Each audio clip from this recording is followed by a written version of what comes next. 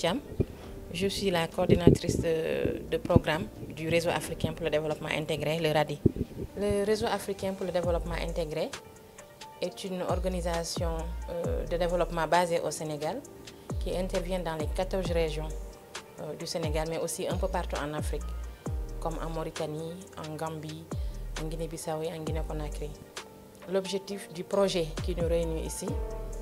est de renforcer les capacités des CLCS et des CNS. Les CLCS, c'est des comités locaux de protection, de coordination et de suivi mis en place par l'OMVG et la Banque mondiale dans le cadre d'un projet qu'on appelle le projet énergie. Aujourd'hui, on est là pour former les comités locaux de coordination et de suivi.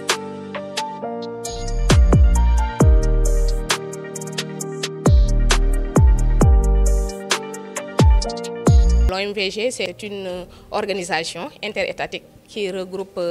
4 pays membres dans le but de rechercher le développement, en tout cas, de ces 4 pays membres à travers la valorisation, surtout des potentiels hydroélectriques. Dans le cadre de la mise en œuvre de ce projet énergie, l'OMVG a instauré dans le dispositif institutionnel un comité national et de suivi au niveau de Dakar, dont je suis la chef d'équipe. Il y a également au niveau des différentes régions traversées par la ligne d'interconnexion du projet, des comités locaux de coordination et de suivi, ce qu'on appelle CLCS. Nous sommes là aujourd'hui réunis avec l'ONG RADI pour développer un peu plus, faire un renforcement de capacité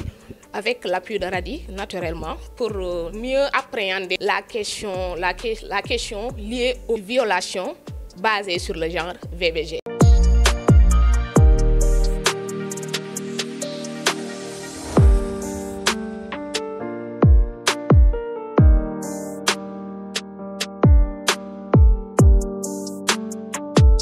On est là pour que les gens comprennent, parce qu'on dit violence basée sur le genre, mais les gens même on dit avant de connaître ce que c'est que les violences basées sur le genre, il faut qu'on les amène à comprendre ce que c'est le genre. Ce que nous attendons de cette formation, c'est que les gens comprennent bien ce que c'est le genre, mais en quoi consistent les violences faites au genre, puissent participer à une classification de ces violences, mais surtout c'est en vue d'accompagner les personnes qui sont ce qu'on appelle les personnes atteintes, pour les accompagner dans les activités qui doivent les amener non seulement à dépasser le choc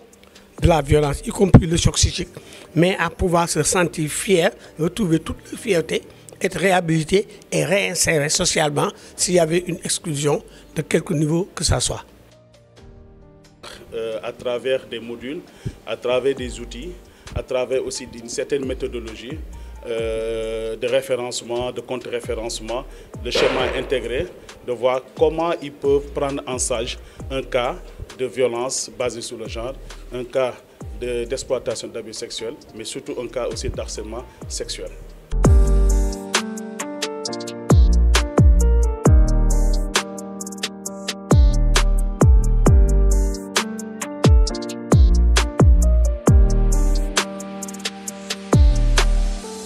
C'est un atelier qui est venu à son œuvre.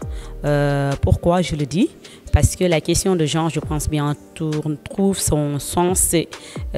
inéluctable dans les politiques et programmes et qui permettent aussi à la population, surtout la communauté, il est important de connaître cette notion ambiguë qui prête à confusion le plus souvent au niveau des communautés. N'oublions pas que nous sommes dans des communautés religieuses, si je puis m'exprimer ainsi, culturelles,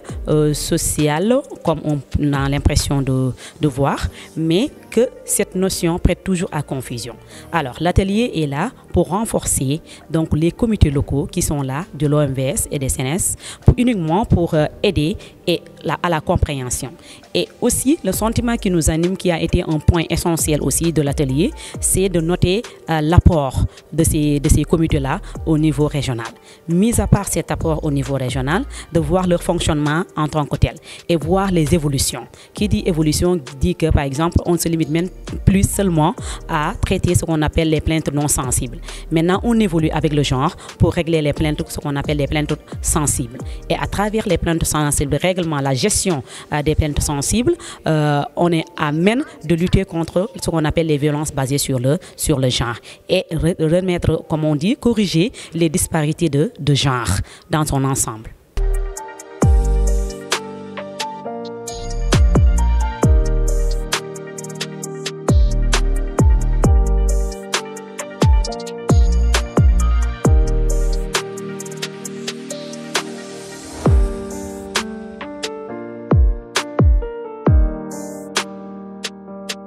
Formation bi man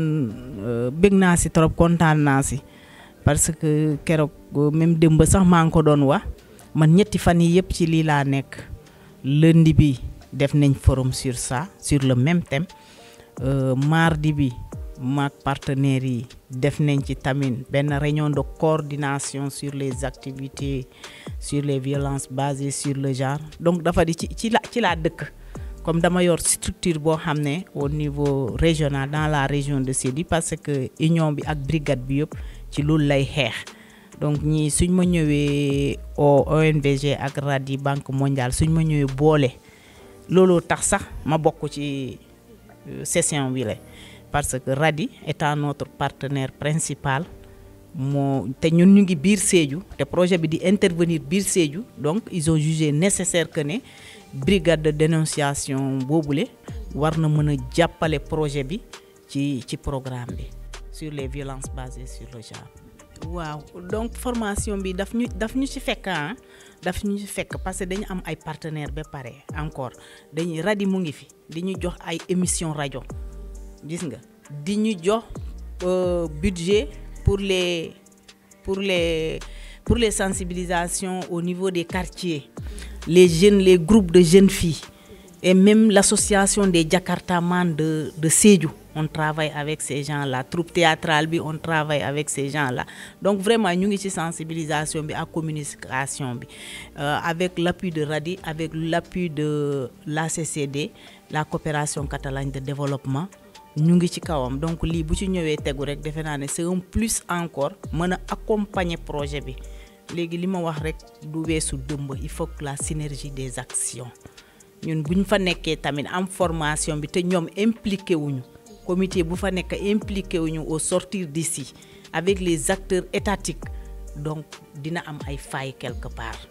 dina am soxé quelque part donc je pense que né suñu démé il faut ñu togaat la synergie des actions pour que vraiment mu am formation bi tamit am impact ci projet ONVG bi ak Banque mondiale ak RADI donc loolu la woon defe naa loolu mooy suñu RADI loolu la visé looloo tax mu indi ñu fi en tant que responsable surtout man en tant que responsable de la brigade de dénonciation et de conscientisation sur les violences basées sur le genre. Nous avons une impression plutôt globalement positive.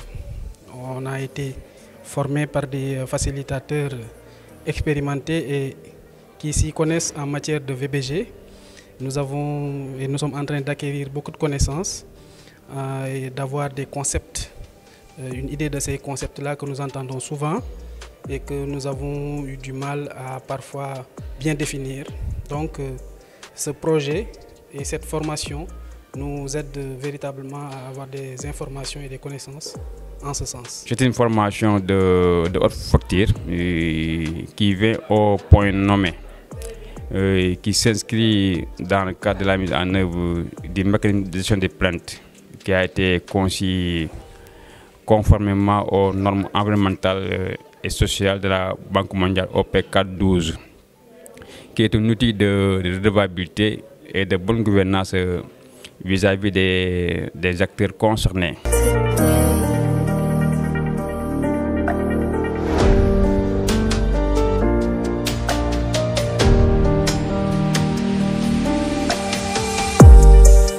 L'impression qu'on a,